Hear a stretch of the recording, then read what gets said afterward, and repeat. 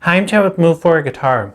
This lesson is from our series Beginner Jazz Chords. In this lesson, I'm going to teach you minor 7 shell voicings. First off, if you like all the chord diagrams for this series, including the diagrams for this lesson, you can download our free e-guide, Beginner Jazz Chords, by clicking the link on the screen. So I'm going to show you two ways to play minor 7 shell voicings. And shell voicings don't include the fifth. So a minor 7 shell voicing would be root, minor 3rd, minor 7th, or root, flat 3, flat 7. So they just contain the most important intervals of a chord. And shell voicings work really well when you're comping in jazz or other types of music, but they're also used as a foundation to build more advanced chords and add extensions onto them. So they're really valuable to learn if you don't know them. And if you don't understand what I'm talking about when I'm talking about building chords or intervals in chords or shell voicings, you can watch our free series, Music Theory for Guitar. It's just on YouTube. Like I said, it's free. And I explain everything you need to know about building chords. I talk about shell voicings and much more, so it'll be really valuable to you if you don't know what I'm talking about. And a minor 7 chord is one of the most common chords in jazz. So if you want to get into jazz or even most types of music, minor 7 chords are really common. It's really important to know how to play minor 7 chords in a lot of ways up and down the fretboard. So I'm going to show you two versions, one with the root on the 6th string and one with the root on the 5th string. So the one with the root on the 6th string sounds like this.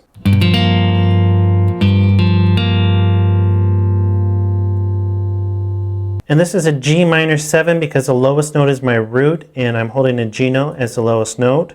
But these are movable chords. You're only playing the notes that you're fretting. All the rest are muted out. So if I moved it anywhere, if I moved it here, this would be an A minor 7 because my lowest note would be on an A. And there's a couple ways you can fret this. The first way is like I'm doing, which is my 2nd finger on the 6th string 3rd fret, my 3rd finger on the 4th string 3rd fret, and my 4th finger on the 3rd string 3rd fret. And then like I said, all the other strings are just muted out.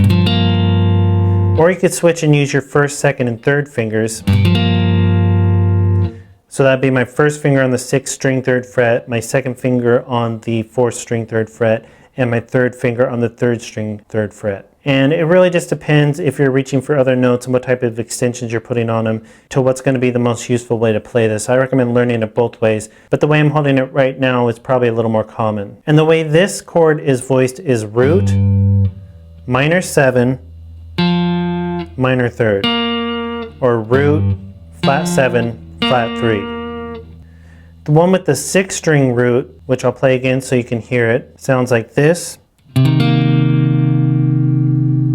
And this is a C minor 7 because the lowest note is my root and the lowest note that I'm playing is a C. But again, it's a movable chord, an open string, so if I moved it to here, it'd be a D minor 7. Doesn't matter. You can move it anywhere up and down the fretboard. As long as you know what your lowest note is, you know the name of the chord. And this one, there's a couple ways you can fret it. You can fret it like I am right now with your 3rd finger on the 5th string 3rd fret, your 1st finger on the 4th string 1st fret, and your 4th finger on the 3rd string 3rd fret.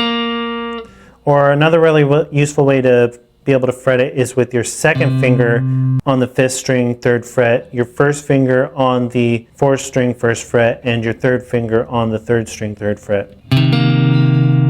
That can be a really useful way to learn it, probably more useful when you're adding in extensions. And this one is voiced root, minor 3rd, minor 7th, or root, flat 3, flat 7. So that's two ways to play minor 7 shell voicings. If you'd like to learn more chords, check out the rest of the lessons in this series. And be sure to download the e-guide. It has all the diagrams for the lessons in this series, plus the diagram for the chords that I just showed you. And like I said, it's free. No reason not to just go download it. And be sure to subscribe because we had at least one new lesson every day.